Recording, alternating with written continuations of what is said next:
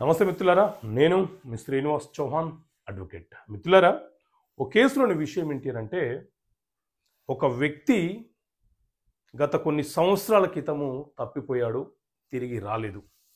అతను బ్రతికి ఉన్నాడా చనిపోయాడా అన్న విషయం కూడా తెలియదు. అతని యొక్క భార్య పిల్లలు ఒక నిర్ధారణకు రాలేకపోతున్నారు. కానీ అతని పేరు మీద ఒక ఆస్తి రిజిస్ట్రేషన్ అయి ఉంది. ఇప్పుడు ఆ ఆస్తి మన పేరు మీదకి రావడానికి అవకాశం ఉందా అని అంటే, మిత్రులారా, ఎప్పుడైనా సరే ఒక వ్యక్తి తప్పిపోయిన మరుసటి రోజు లేకపోతే ఆ కొద్ది కాలంలోనే మనము పోలీస్ స్టేషన్లో కంప్లైంట్ ఇచ్చి ఎఫ్ఐఆర్ నమోదు చేయించాలి.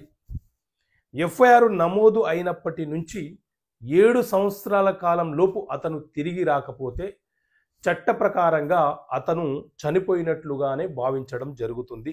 దీన్నే సివిల్ డెత్ అని అంటారు.